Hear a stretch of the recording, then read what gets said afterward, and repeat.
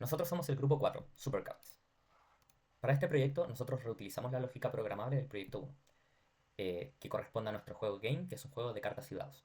Nosotros comunicamos este juego a través de GPIOs con el PS y el PS se encarga de enmascarar el juego con luces, sonido, pantalla y demás. Para comunicar el juego con el PS, nosotros lo hicimos a través de bloques GPIO. Estos bloques GPIO generan interrupciones cada vez que los datos que envía el PL de state o game cambian. Para los botones, nosotros pasamos todos los botones por un debouncer y estos botones debounceados llegan a un bloque GPIO. De la misma forma, cada vez que los botones cambian, se genera una interrupción hacia el PS que permite leer los botones y cargarlos en el PL cuando y cómo el PS estime conveniente. O nosotros lo programemos.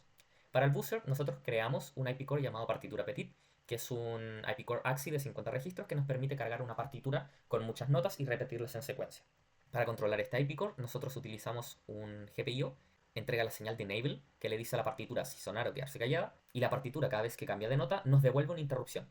De esta forma podemos coordinar la pantalla, por ejemplo, los cambios de la pantalla con los sonidos, a través de esta interrupción generada por la partitura. Para los periféricos hay algunos que se comunican por I2C, otros por SPI y otros directamente por GPIO.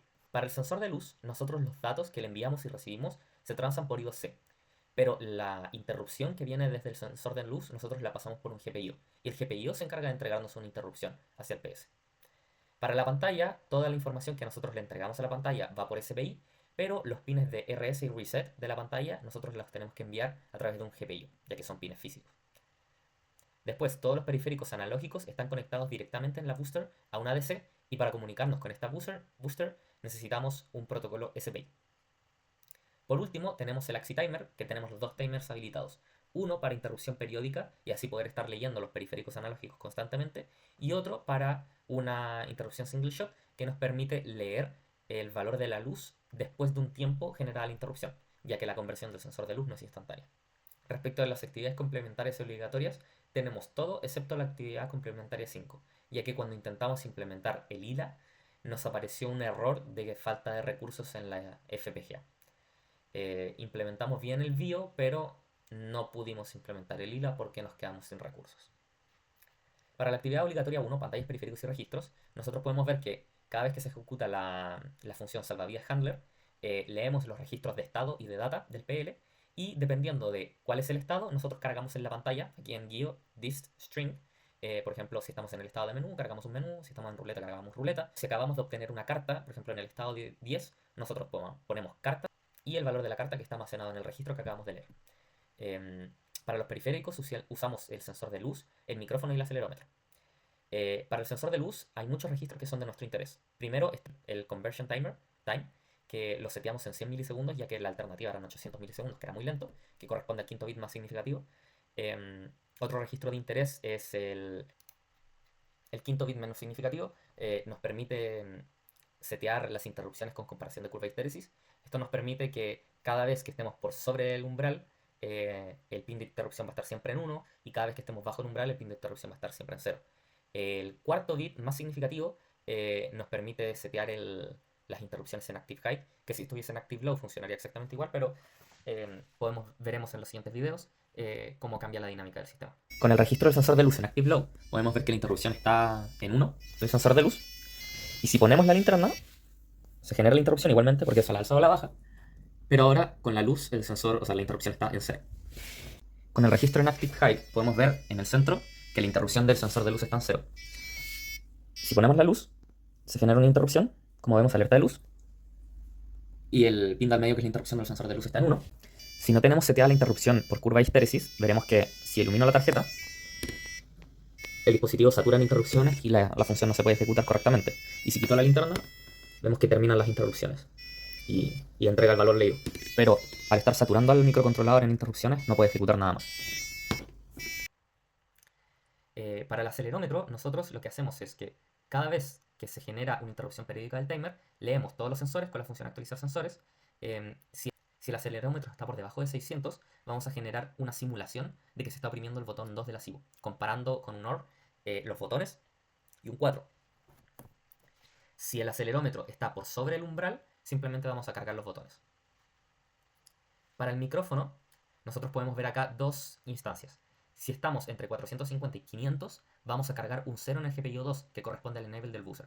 De esta forma, si hay un sonido leve, el buzzer se va a callar, pero abajo podemos ver que si estamos por debajo de 200 o por arriba de 800, lo que corresponde a un sonido fuerte, vamos a cargar un 1 en el enable del buzzer, lo que lo va a hacer sonar. Para la actividad obligatoria 2, las interrupciones del timer, como ya introdujimos, tenemos una interrupción periódica en el timer 1 que se encarga de actualizar los sensores. Y en el timer 2 nosotros configuramos en el GPIO 4 handler un single shot que el GPIO 4 handler corresponde a las interrupciones del sensor de luz. De esta forma, cada vez que se genera una interrupción del sensor de luz, nosotros vamos a habilitar una interrupción de timer en la que va a pasar medio segundo. De esta forma, cuando se genera la interrupción del sensor de luz, después de 500 milisegundos, nosotros vamos a leer los sensores y ejecutar la lógica que podemos ver aquí a la izquierda. Si estamos por sobre un umbral, detenemos todo el juego, y si estamos por debajo del umbral, reanudamos todo el juego. Para la actividad obligatoria 3, nosotros creamos el IP Core partitura petit, el cual tiene muchas opciones. Podemos cargarle los registros de las notas desde AXI, podemos habilitar el sonido o silenciarlo con un pin de enable, y también la partitura genera interrupciones cada vez que una nota cambia de una a la siguiente. En la izquierda, abajo, podemos ver la lógica de estas interrupciones, que es que cada vez que el counter pasa por el valor 1, el valor de la señal de interrupción va a cambiar. También podemos ver en el centro que nuestra partitura tiene un puerto AXI que devuelve la amplitud de la nota y la frecuencia a la que cambian las notas, o sea, la velocidad con la que se reproduce la partitura. A la derecha nosotros podemos ver cómo se configura cómo se configura la frecuencia, que es en el main tenemos un scanf que guarda el índice que entregue el usuario desde la consola directamente en un arreglo en el índice UARTREP. Abajo se ejecuta una lógica que es que si el registro es 0, carga un 0 en el IP core, si es un 1 carga un 1, si es un 2 carga un 2 y si es un 3 carga un 3. 0 es la frecuencia más rápida y conforme el índice va aumentando las frecuencias se van a hacer cada vez más lentas. Es el IP core el que se encarga de interpretar estos valores numéricos en sus registros como una frecuencia. En el centro podemos ver la función byte ruleta, que es un ejemplo de cómo se cargan datos por AXI en este IP core. El primer registro, el registro 0, es la cantidad de notas que se van a reproducir y los registros en adelante son las notas que se van a reproducir. Acá podemos ver 7A, que es un Fa con intensidad 7, un 7.0, que es un Do con intensidad 7, un 7A que vuelve a ser un Fa con intensidad 7 y un 0.7 que es un Do con intensidad 7. Podemos ver que ahí nos pide un registro. Si cargamos el 0, se inicia la tarjeta y la música suena a una velocidad normal. Si por otro lado cargamos un 1 en el registro, el buzzer se configura para sonar más lento.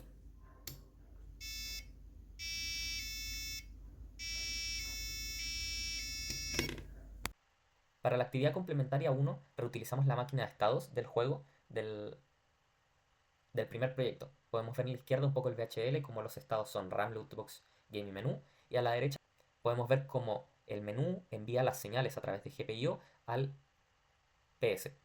De esta forma, cada vez que cambia una de estas señales de estado, se va a generar una interrupción que le va a permitir al PS ejecutar unas acciones u otras.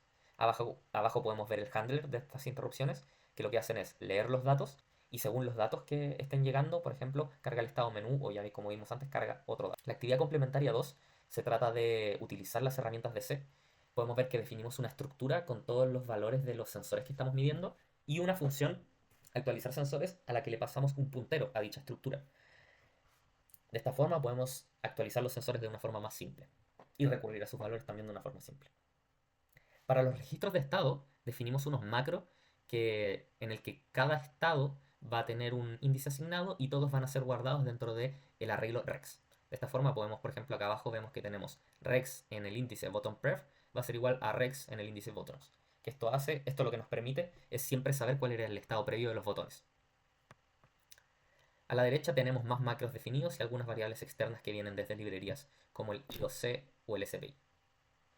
En la actividad complementaria 3 utilizamos los botones y el joystick. Para utilizar los botones los pasamos por un debouncer y los pasamos por una puerta OR con los botones de lascivo, con dos botones de lascivo. De esta forma, si oprimimos el botón del booster o el botón de lascivo, vamos a obtener un cambio en la señal. Todas las señales después de pasar por el debouncer y en el caso del botón 1 y 2 de la booster por el OR gate se juntan en un concat y se envían a un GPIO para el PS. Para el joystick podemos ver que cada vez que el valor del joystick esté por debajo del umbral 100 y estemos en el estado 8, que es ruleta, vamos a simular con este OR, con el 2, que estamos oprimiendo el botón 1 y así pasando al siguiente estado. Y si estamos en el estado 9 y ponemos el joystick hacia la derecha, vamos a también simular oprimir el botón 1 haciendo un OR con un 2. De esta forma podemos simular que estamos oprimiendo botones con el joystick. Para la actividad complementaria 4 implementamos el boteo de la SIBO, que vamos a verlo en el siguiente video. Para el boteo de la SIBO vemos que encendemos la tarjeta, abrimos el terminal, cargamos un registro para configurar el buzzer. Ahí dice registro buzzer cargado con éxito. Y empieza el juego. Para la actividad complementaria 5, BIO ILA, ya dijimos que tuvimos un problema de recursos con el ILA, pero el BIO está conectado a la interrupción que viene desde el sensor de luz y al enable que viene desde el GPIO. Es notorio decir que el enable del GPIO se junta con un pin de salida del BIO en un OR y de ahí van hacia la partitura. De esta forma podemos activar la partitura o desde el BIO o desde el GPIO que vienen desde el PS. La idea de Lila era monitorear la transacción de los registros de la partitura con todas las canciones, pero nos quedamos sin recursos y no pudimos hacerlo. Si generamos una interrupción, todo el sistema se detiene y la música deja de sonar. Pero si nosotros manualmente, desde el BIO, modificamos la salida, que va directo a una puerta OR hacia el enable del buzzer, podemos hacer que la tarjeta vuelva a sonar. A pesar de que el sistema esté interrumpido y el sistema le está enviando un 0 al buzzer, al tener una puerta XOR, o sea, al tener una puerta OR, podemos forzar a que vuelva a sonar o que vuelva a su estado original. Para la actividad complementaria 6, música coherente, implementamos dos funciones que se encargan de cargar canciones. Bueno, en el caso de la ruleta simplemente son dos notas en la partitura, pero en el caso del menú sí es un extracto de una canción. El registro 0, como vemos, es el número de notas que se van a tocar y el resto de registros son las notas de la canción. Podemos notar que los sonidos de la ruleta van a estar sincronizados con la pantalla de la ruleta, aprovechando el pin de interrupción de la partitura. Para la actividad complementaria 7 optamos por una solución simple, que es cargar el archivo de buteo en la SD y butear la SIBO desde la SD. Para el buteo de la SD es exactamente el mismo procedimiento. Tenemos el pin en la SD, cargamos un registro, podemos ver registro buzzer cargado con éxito, y aquí comienza a funcionar el juego. Una vez que el registro del buzzer se carga desde la consola, podemos operar el juego con normalidad. Si soplamos el micrófono, va a detenerse la música. Si volvemos a soplar, la música se reanuda. Podemos entrar a la ruleta con cualquiera de los jugadores y veremos que está sincronizada con el audio.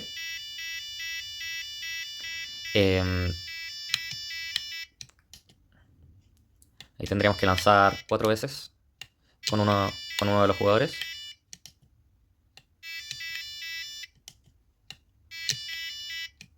Ahí van saliendo las cartas que van saliendo. Cambiamos el jugador.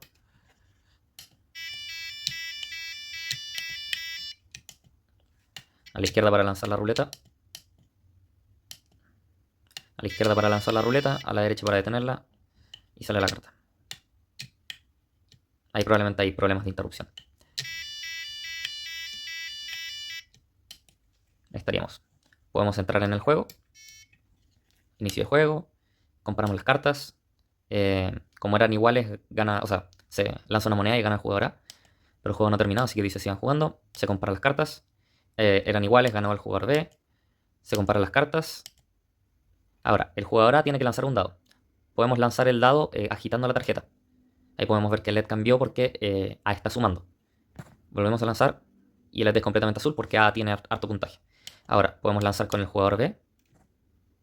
Pero para esta ronda ganó el jugador A, porque la carta del jugador A era de 2, así que el jugador A lanzó 2 veces y obtuvo más puntaje que el jugador B.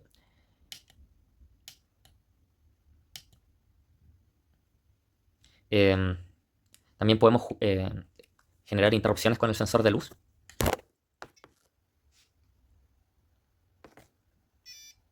Y el juego reanuda solo. Cuando se genera la interrupción se detienen todas las otras interrupciones de los timers para que el juego completamente se detenga. Así que bajo estado de interrupción podemos cambiar los switches y no va a ocurrir nada. Podemos ver que estamos moviendo los switches y si estamos en interrupción no va a ocurrir absolutamente nada. pero si quitamos la luz, volvemos a operar normalmente y podemos cambiar los estados.